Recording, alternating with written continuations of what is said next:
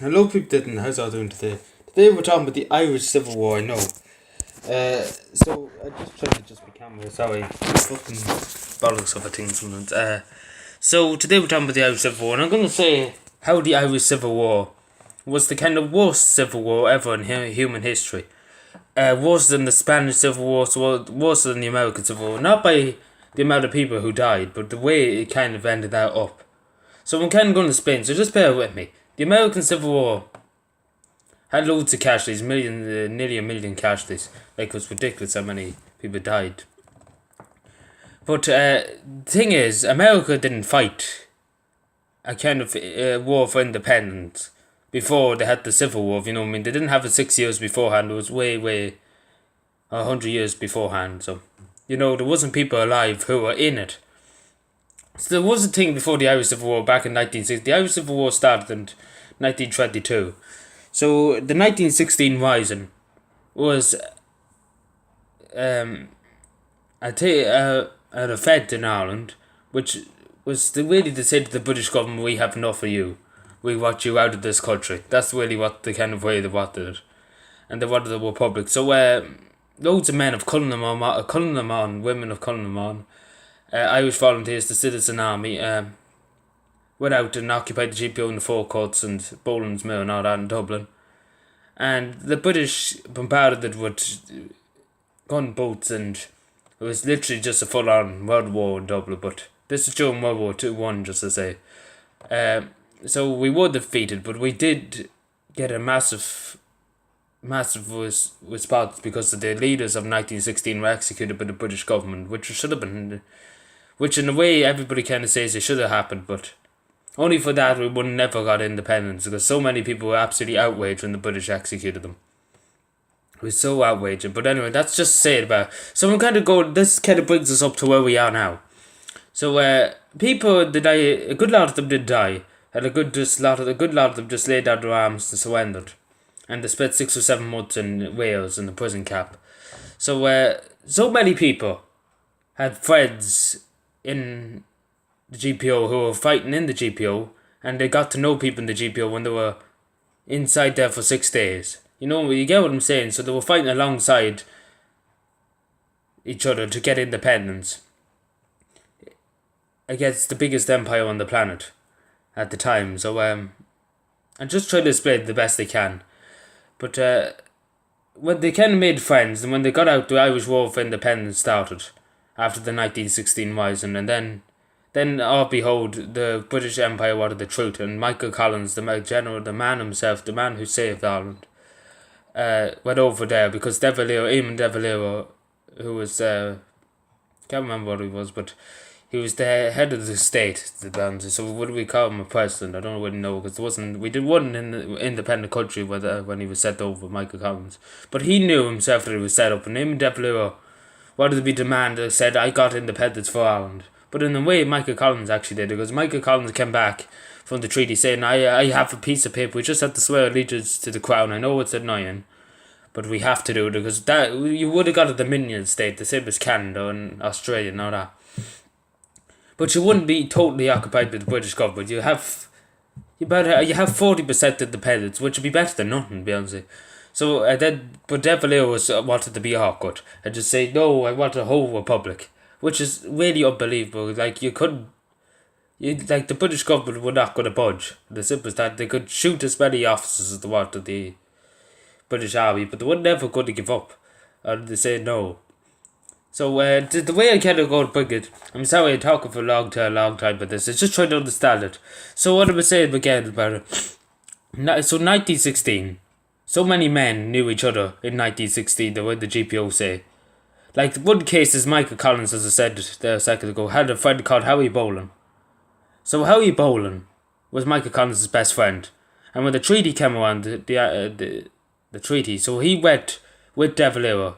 It was not the Free State, it was the Republic. I can't remember what it was. I can't remember. No, it wasn't that. I can't think of it, but he went with De Valera, and Michael Collins didn't have his best friend. You know what I'm saying? That, like, they fought together with the GPO in 1916. And just to have you fighting each other. Like, that was heartbreaking for everybody. Like, every Irish men and Irish women had to throw their guns at each other after fighting alongside each other in 1916. These get what I'm coming from, but the War of Independence. Like, they fought alongside each other to fight off the British. And now they're fighting off themselves in a civil war. Like, you know what I'm saying? It wasn't because there was loads of people killed. There's over 2,000 or some people killed. As it says there, 10 months and 3 weeks and 5 days. But it was horrific civil war because there was so much heartbreak and so much upset. Nobody wanted to fight each other. Nobody ever wanted to fight each other. And they had to kill each other. They had to kill their brothers. Like, this is how bad it was getting. Like, there was brothers separated and had to kill each other because they wanted the Irish Free State. And other people wanted a republic, a whole republic. So they worked with De Valera, and Michael Collins was the leader of the Free State. So it was just heartbreaking. Like, there was brothers and fathers shooting each other because they were over this, and it was so heartbreaking for everybody. Even anybody who survived the Civil War was just heartbroken after this, because it was just like they had to shoot their friends and people they knew who fought with them. You get what I'm saying? So that was just bloody. Like, in America, they didn't have a war beforehand, like a war for independence, or in Spain, they didn't have a war. Like, this war only came 6 or 7 years afterward. After the war, 1916 rising. Then 6 years later, the Irish Civil War happened. Like, it was just very, it's very heartbreaking just to take it out of. Like there were so many people who died. Like, loads of people died. Like Michael Collins died himself. He was shot and beaten about on the 24th. Like, Michael Collins did die. Which was really upsetting. Like, he was a great man, Michael Collins. He never, he was just the most greatest man in Irish history. And he died, and along with Carl Boer and Arthur Griffith. Arthur Griffith did die by being shot, just to say to anybody. He died of a heart attack. Like, this is how bad he was, because he couldn't take it. That there was so many Irish people dying, that they were fighting each other, and he had a heart attack. Because he couldn't believe that he wanted independence from England, and there was a civil war happening, and he lost his life. Like, he died, he had a heart attack, because it was too much. It was just way too much things happen.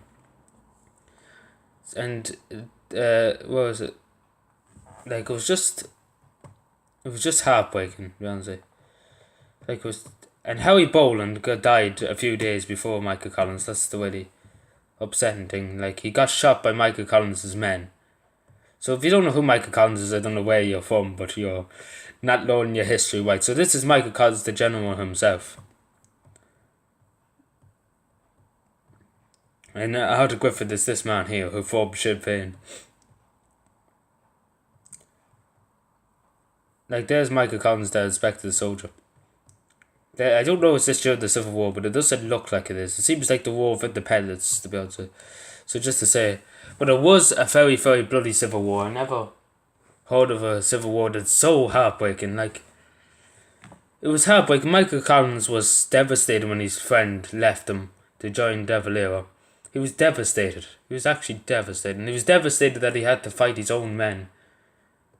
He was just absolutely devastated. And he was devastated. He knew beforehand before he went over to London. Like, De Valera pressured Michael Collins to go over to London to the peace negotiations. And he pressured Michael Collins because he knew he would never get anything but a Dominion state or something else. But he'd never get a full-on republic. And the general had to go over himself. But as everybody always say, a soldier always takes risks. And to this day, Michael Collins is considered the greatest man in Irish history, and the greatest man to everybody in Ireland ever in history. Because he's the greatest freedom fighter. The greatest person ever to walk on Irish soil. There's never been a better person, there never will be a better person than Michael Collins.